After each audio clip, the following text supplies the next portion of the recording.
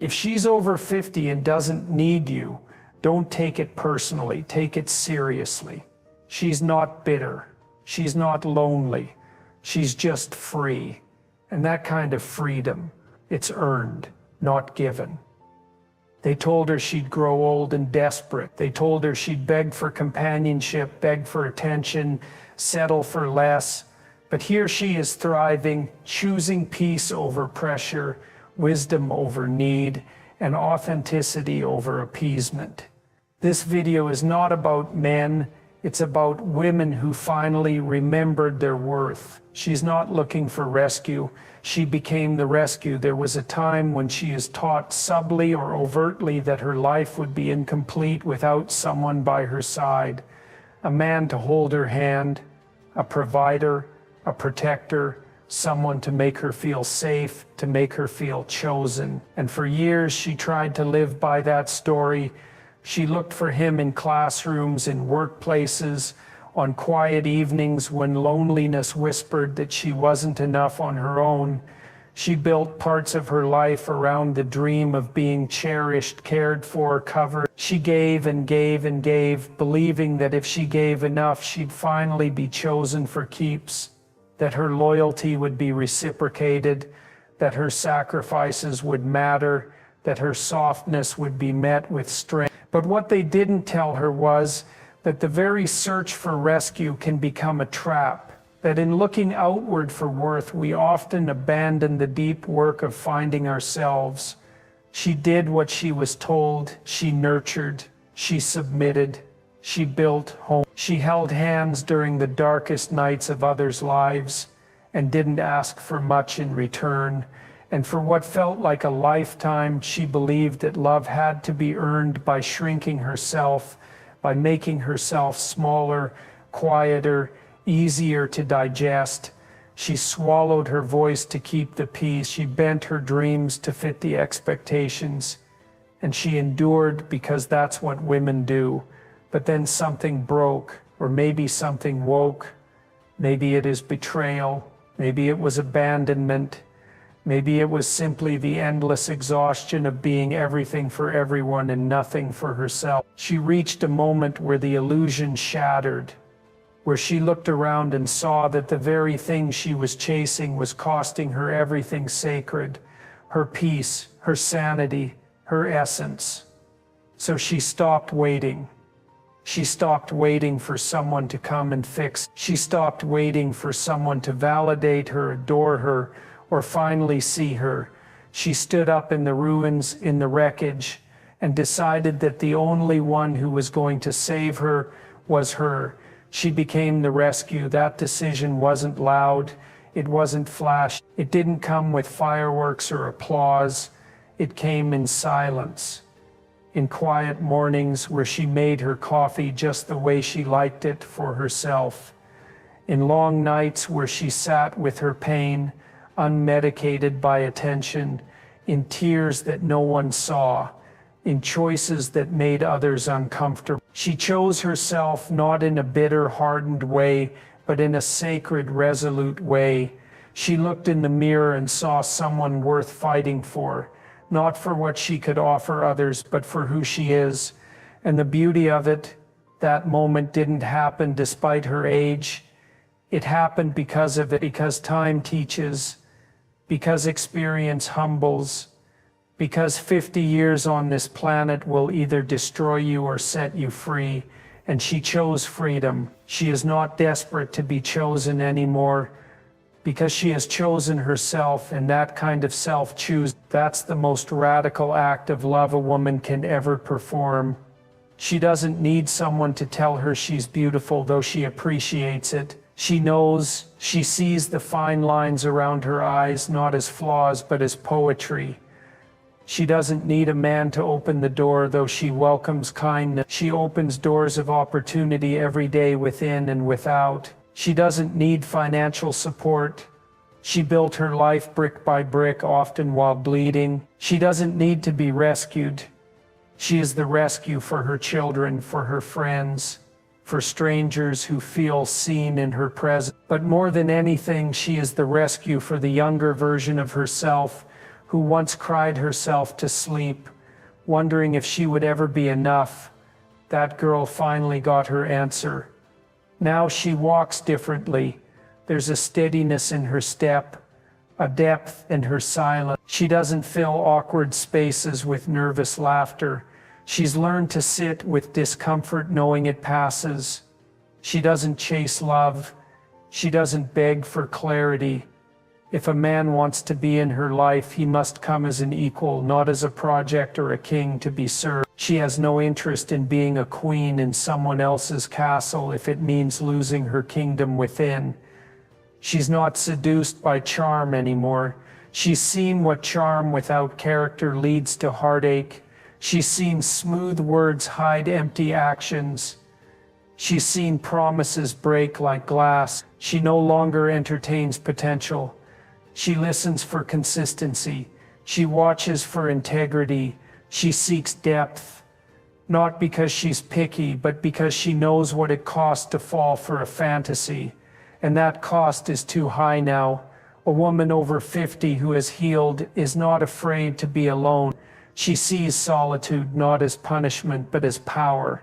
While the world says you'll be lonely, she replies, I'd rather be alone than in a room where I feel unseen. Her home is her sanctuary. Her thoughts are her own. She doesn't need noise to feel alive. She creates her own music in her rituals, her reading, her walks, her prayers, her breath. She is no longer driven by the need to be needed. She is driven by purpose, peace, and personal truth. This woman, this survivor of decades, she has watched friends betray, lovers leave, and dreams collapse. She's rebuilt again and again, and now she carries herself like someone who knows that no one can take away what she's built within. Because when the world burns down, she knows how to rise from ash. She's been through storms that would break others, emotional wars that left her raw, financial hardship, loss, loneliness, and yet here she is, not only standing, but shining. There is no shame in her wrinkles, no fear in her voice. She doesn't apologize for taking up space. She doesn't explain her no. She doesn't dilute her joy to make others feel comfortable. She doesn't flinch when people don't understand her boundaries, because those boundaries were born from fire, from pain, from sacred healing. She's not looking for a man to give her purpose. She has purpose. Her joy is not dependent on someone showing up with flowers. Her joy is the garden she's cultivated within. Every book she's read, every truth she's whispered to herself, every act of self-care, every friend she's embraced, every soul she's nurtured, every tear she's wiped, her own or someone else's. She is the proof that wholeness is not found in someone else. It is found in your own reflection. And yes, she can love deeply, passionately, fiercely, but not from emptiness, not to fill a hole. She loves from overflow, from abundance, from clarity. And if someone cannot meet her there, she will not bend down to pick up crumbs. She will simply walk away. This kind of woman is dangerous to a society that thrives on insecurity. She is dangerous to systems that profit from self-doubt, because she cannot be sold a lie. She no longer believes that youth equals value. She doesn't need creams to prove her worth. She doesn't need to dye her hair to feel desirable. She doesn't need permission to be powerful. She has stepped into her fullness, and there's no going back. If she chooses a partner now, it is not from lack, it is from choice. She wants presence, not pretense, partnership, not possession. She wants real, not roles. She wants soul, not status. She will not tolerate half-effort, lukewarm love, or emotional immaturity. She has raised children. She will not raise a man. This is the rebirth of the woman who used to wait by the phone, who used to question if she said too much, felt too deeply, cared too soon. She no longer regrets her depth. She no longer censors her emotions. She feels freely, speaks clearly, loves boldly, but always from a foundation of self-respect. When she walks into a room, she is not looking around to be noticed. She is already grounded in her own presence. She doesn't need to be the loudest voice. Her silence carries weight. She doesn't need approval. She is already claimed by herself. She is the woman who became her own safe space, her own compass, her own home. And if you want to be part of her world, you must come healed, whole, and honest. Because she's done with fixer-uppers, she's done with projects, she's done with guessing games. She has no interest in potential. She wants real, or she wants nothing. And here's the beautiful part. She's not angry, she's not closed, she's not cold, she's clear. Clear on who she is, clear on what she deserves, clear on what she will and will not tolerate. And that clarity is a result of years in the dark, searching for love. She doesn't owe you sweetness if you bring chaos. She doesn't owe you softness if you come with sharp edges. She has boundaries, not walls, but those boundaries are sacred, earned, fought for.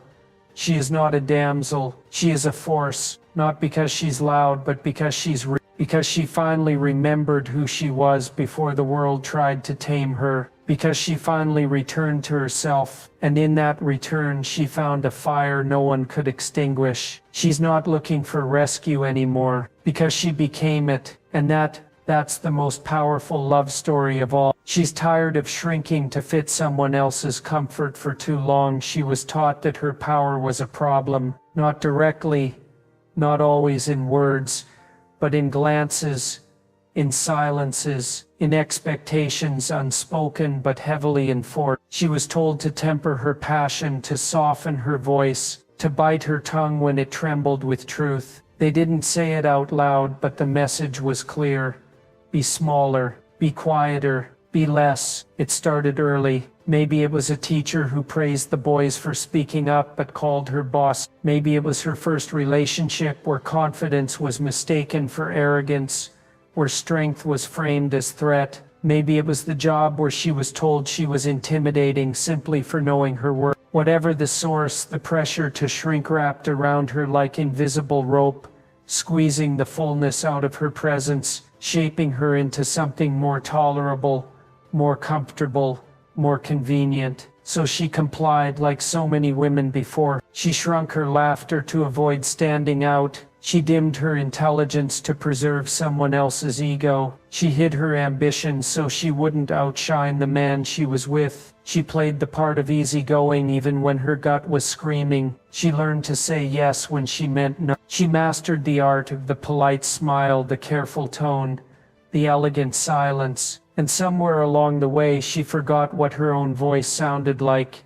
when it wasn't edited for someone else's comfort. And that forgetting, it doesn't happen all at once. It's a slow erosion of the self, a compromise here, a silence there, a choice made to keep the peace that slowly morphs into a pattern of self-abandonment. Because that's what it is when you consistently betray your truth, to stay in someone else's good graces. And for years she did it. Maybe for love, maybe for survival, maybe because she didn't know another way, maybe because every message around her reinforced the lie that good women are agreeable, that real women are sacrificial, that strong women are lonely. So she played small, she tried to be liked, she tried to be digestible, she tried to be whatever the moment asked of her.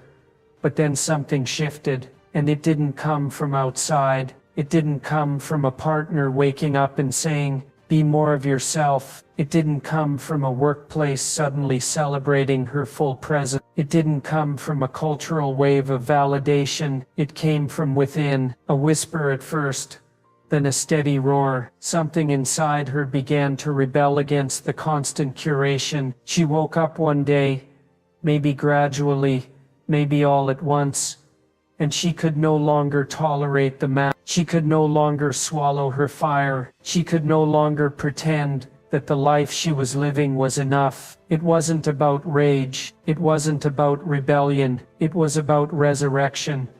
Because when a woman hits 50, something miraculous happens. She stops apologizing for existing. She stops playing pretend. She stops editing herself for other people's comfort. And not because she doesn't care anymore, but because she finally does. About herself, about her voice, about her sanity, about her one wild, precious life. She realizes that the cost of being palatable is too high, that molding yourself to fit someone else's narrow definition of femininity is a kind of slow death, that being agreeable at the expense of your truth is a form of self-erasure, and she's no longer willing to be erased. This isn't bitterness, this is clarity, this isn't anger, this is awakening. She isn't out to prove anything, she's out to reclaim everything. She starts speaking up, not for attention but because her silence cost her too much. She starts taking up space, not to dominate but because she finally understands that her presence is not a burden. She starts making decisions based on her own desires, not out of defiance, but out of devotion to herself. She stops asking for permission. She stops waiting for approval. She stops living on someone else's timeline, by someone else's rules. And yes, it might make people uncomfortable. Her boldness, her clarity, her joy, especially those who benefited from her silence, especially those who were comforted by her compliance. But that's not her problem anymore. She's done adjusting herself so others can stay cozy in their illusions. She's done explaining her growth. She's done minimizing her evolution. She's not rejecting. She's just refusing to be loved conditionally. She's not against men. She's just not bending over backward for boys in grown men's bodies who can't handle a woman who knows who she is. She's not avoiding relationships. She's just no longer willing to sacrifice herself for them, because now she values peace over approval, integrity over acceptance, depth over attention. She used to think that being alone was the worst thing that could happen. Now she knows it's far worse to be surrounded by people who require you to be someone else just to keep them around. She starts reclaiming the parts of herself she tucked away, the art, the writing, the dreams she put on pause, the desires she labeled too much, the anger she was told was unattractive, the grief she buried, the power she feared. She picks them up one by one and integrates them. No shame, no guilt, no apology.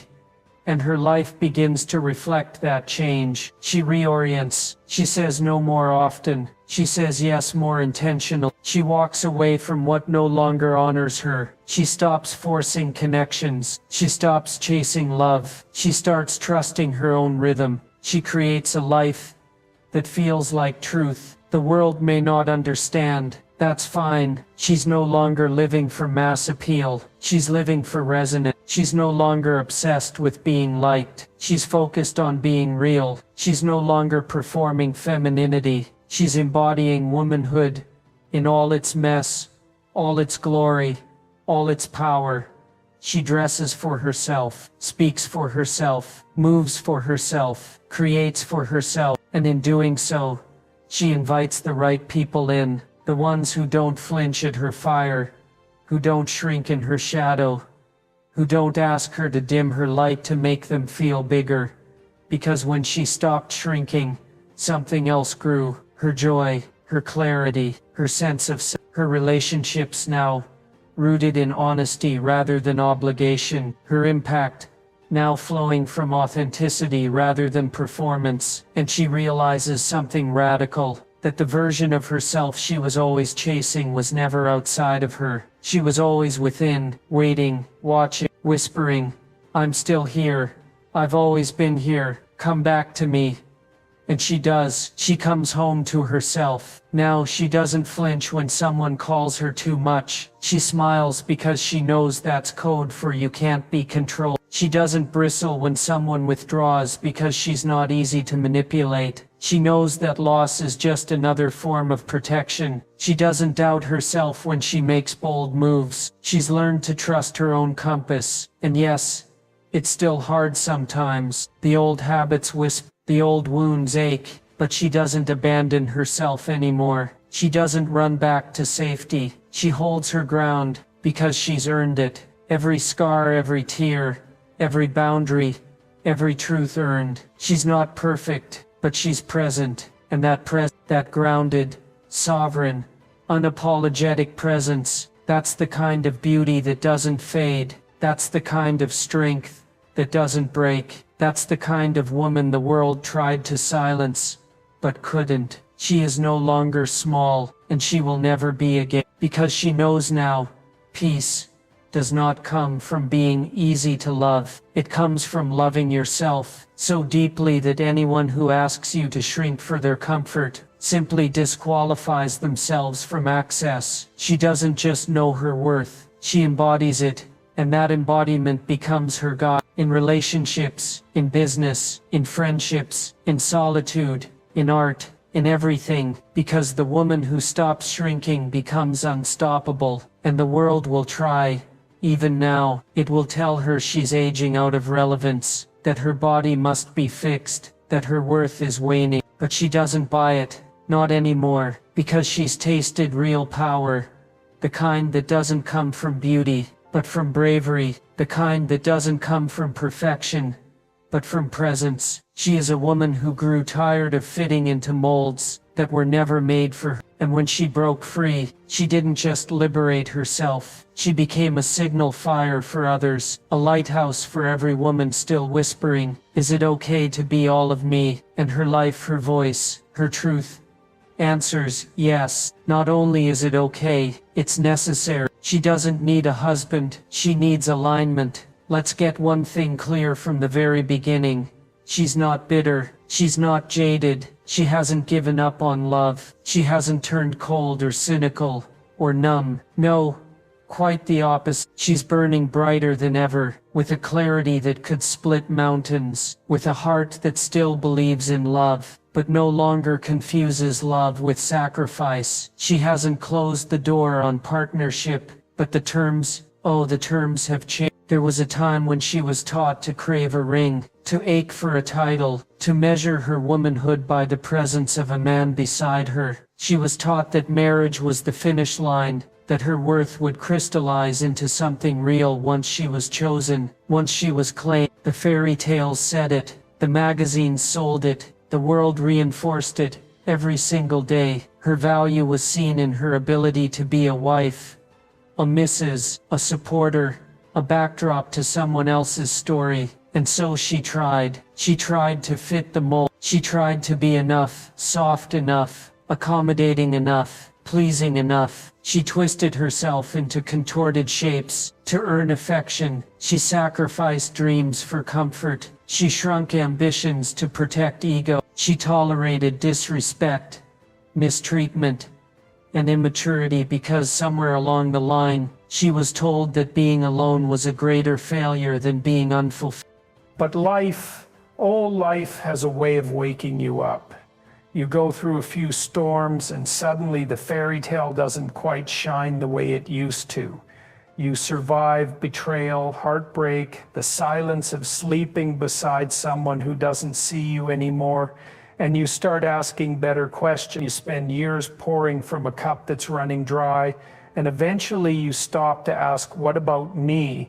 And that question changes everything. She begins the work, not the surface level healing, not the performative kind of growth that's made for Instagram quotes. No, she digs deep. She unearths the pain she buried.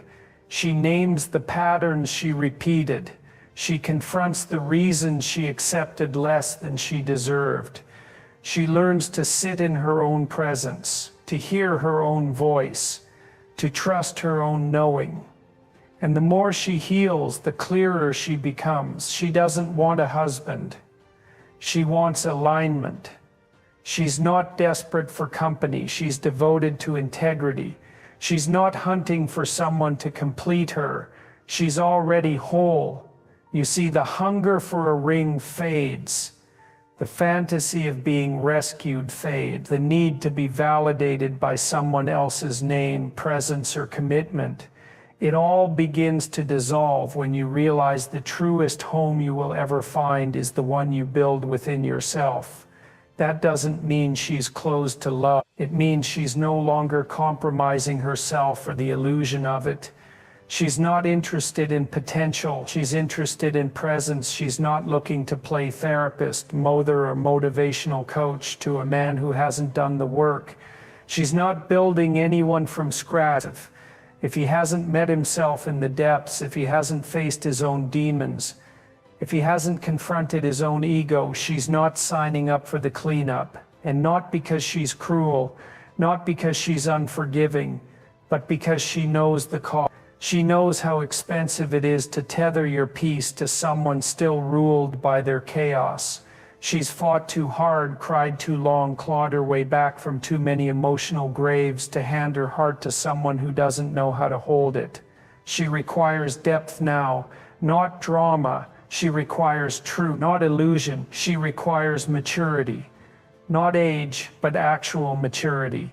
Emotional self-awareness, spiritual steadiness, a willingness to look in the mirror without flinching. She's not seduced by surface. She's not impressed by charm, titles, or curated personas. She sees through the mask because she used to wear one herself. And when you've had to unlearn who the world told you to be, you don't have patience for people still playing pretend. She'll walk alone if necessary, not out of defiance, but out of deep, unwavering self-respect. Because solitude, when you are aligned with yourself, is not a punishment, it's a sanctuary. It's not something to escape, it's something to protect.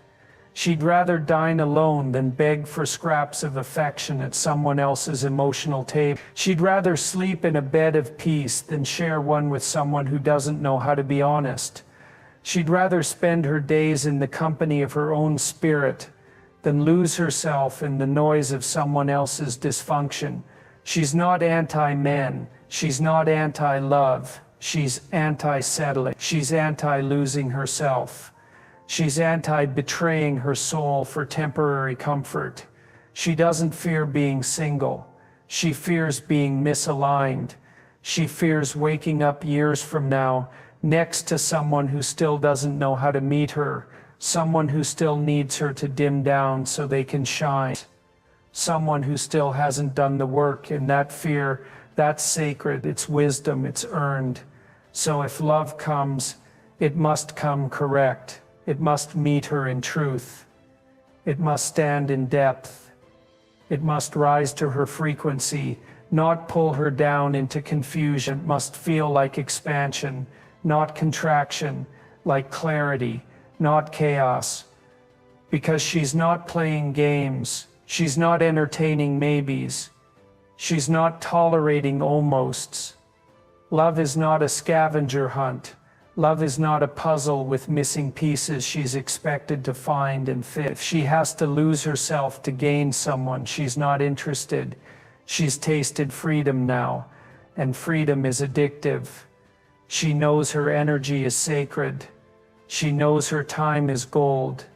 She knows that her peace is not something to gamble on someone else's indecision. So what does she want? She wants resonance. Someone who doesn't just get her, but sees her. Someone who doesn't just say the right things, but lives them. Someone who doesn't fear the fire in her, but matches it with his own. Someone who doesn't need her to shrink to feel like a man, but rises because her presence reminds him of who he is. She wants emotional fluency, spiritual depth, intellectual stimulation, shared values, a shared vision, and a level of safety that makes vulnerability not just possible, but sacred. And if that doesn't come, she's okay. More than okay, she's radiant. She's at peace. She's in love with herself, with her purpose, with her path. Because for the first time in her life, she's not chasing something to complete her. She's creating a life that reflects her own alignment. She's choosing herself. And in doing so, she's teaching the world how to treat her. It's not about being alone, it's about being aligned. It's not about avoiding love, it's about refusing to confuse love with obligation, compromise, or dependency. It's not about being cold, it's about being clear. And that clarity is power. It's power that doesn't scream, it's power that doesn't need to prove. It simply is grounded, anchored, unwavering, the kind of power that doesn't attract crowds but calls in something far deeper: connection, real, raw, soul-level connection. So when people ask her, "Why aren't you married?" she smiles, because the question itself reveals the old paradigm. She's not here to be completed. She's not here to perform the role of wife for the sake of appearances. She's not here to fulfill outdated expectations or timelines. She's here to live fully, authentically, powerfully, in alignment. And if that includes a partner, beautiful.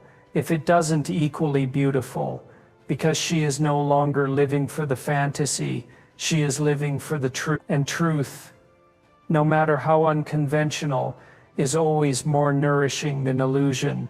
So, no, she doesn't need a husband. She needs alignment. And that distinction, that's where the revolution begins. This isn't the era of desperation. This is the era of reclamation. Women over 50 are rewriting the rules, living boldly, loving freely, and walking in radical self-respect. She doesn't need permission. She doesn't need saving, and she sure as hell doesn't need a husband to validate her value. If he comes, let him come correct, or not at all.